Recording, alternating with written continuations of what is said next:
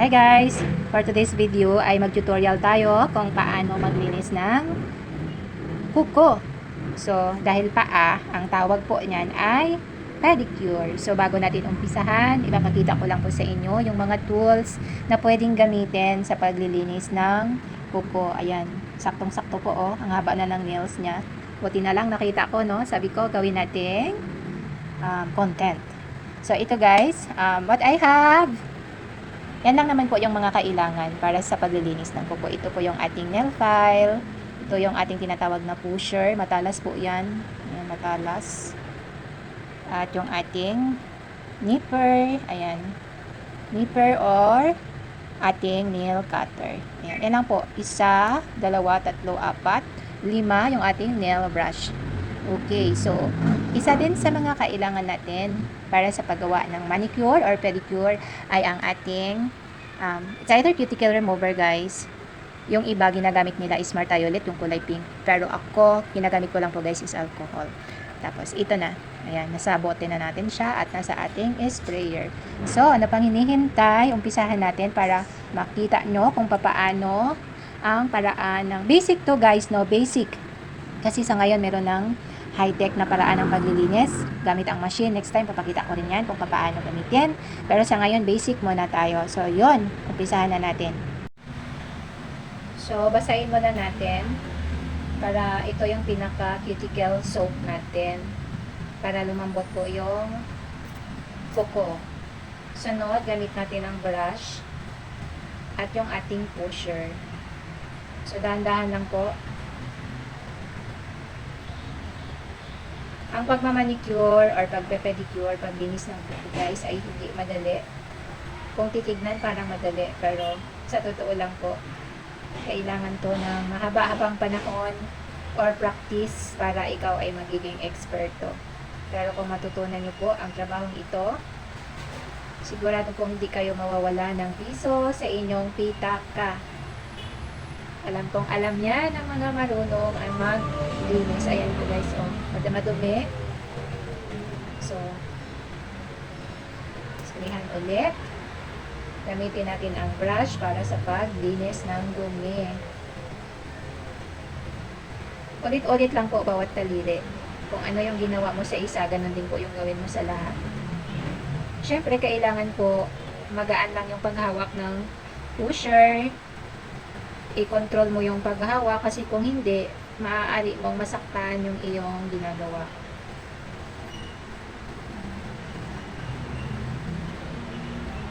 Ayan. So, tapos na tayo sa pusher. Gagamitin natin ito mamaya. Dahil mahaba yung kuko ng ating client, igugupitin natin.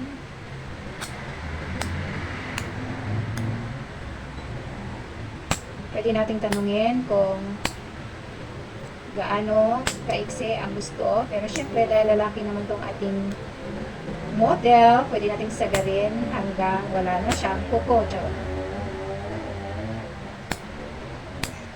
So, yan guys, no? Ito yung pinaka-importante. Nail cutter. Marunong ka man o hindi ng manicure, pedicure, dapat meron ka nito. Dahil ang kuko, ano man yung gagawin mo, ay hahaba at hahaba talaga yan. So, tapos na tayo sa nail cutter. Gamitin naman natin yung nipper. So, ito yung pinaka-importante. So, basahin natin ulit para lang po lumambot. So, gamitin na natin siya ng nipper.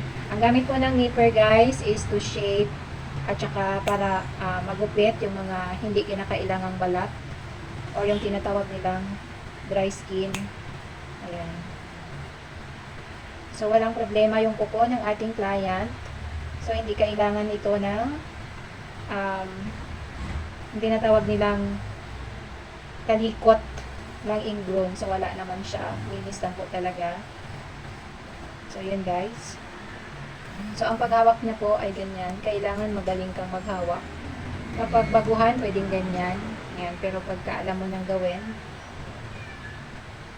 So, ito yung pinaka main tool sa ating paglilinis ng kuko. So, same process lang po sa lahat ng daliri ng paa. Kung ano yung ginawa mo sa isa, again, ay ganun din yung gagawin mo sa lahat. sa 5 daliri ng paa. So, same process. Muli, ang paghawak nito ay kailangan maingat. Kasi kung hindi, pwede mo rin masaktan ang iyong ginagawa. Pwede mong makat yung skin at pwede siyang masugatan. So, dahan-dahan po. Kung gusto nyo matuto sa ganitong gawain, ay mainam. Dahil ito po ay pinakamadaling alternative way para kumita ng pera or gawing sideline ng mga nanay na gustong kumita ng extra income. So muli, hindi madaling gawin ito. Kailangan to ng panahon at more practice para masanay ka sa ganitong trabaho. Yan. Kailangan din po lakas ng loob kasi kung hindi, yung maunahan ka ng takot na baka masugatan mo si client. So, yan. Kailangan din po ng lakas ng loob para magawa ang trabaho nito. At dahil ako ay matagal lang ginagawa, syempre, expert na si Mama V sa ganitong gawain. At yes, isa ito sa aking pinagpupunan ng income. Ayan. So, muli, paulit-ulit lang po ang ating gagawin. So, ito yung pinaka-importante, si nipper. So, tapos na natin gamitin si nipper. Next naman ay ang ating nail file. Ito yung last step, guys. Siyempre, medyo rough yung pagkat natin ng nails. So, kailangan natin ng nail file para magiging fine yung cutting or yung edge ng ating kuko. Sa mga gustong matuto ng manicure, pedicure, tuloy nyo lang. At ang video na ito ay para lamang sa gustong matuto at yung hindi pa nakakaalam kung paano ba ang tamang paraan ng paglinis ng kuko. Yan, guys. So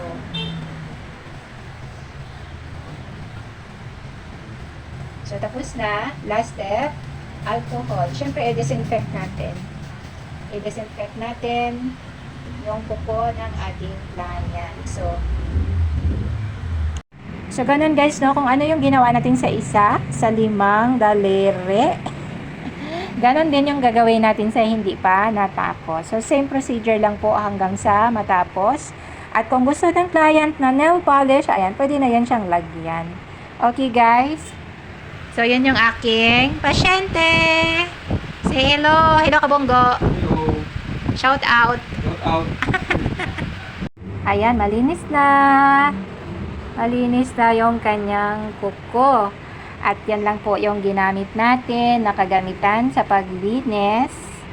Yung ating nail cutter, yung ating pusher, nipper, nail file, and brush. Ikumpara natin yung isang paa niya na hindi pa tapos. Ayan, so the difference ng nalinis at ang hindi. O, ang haba po ng ganyang nails at yung nalinis. Yan, guys. O, diba? The difference. So, alam nyo na kung paano gumamit ng mga tools na ito. So, yan lang, guys. Sana kayo ay may natutunan. Good luck sa mga gustong matuto ng manicure and pedicure.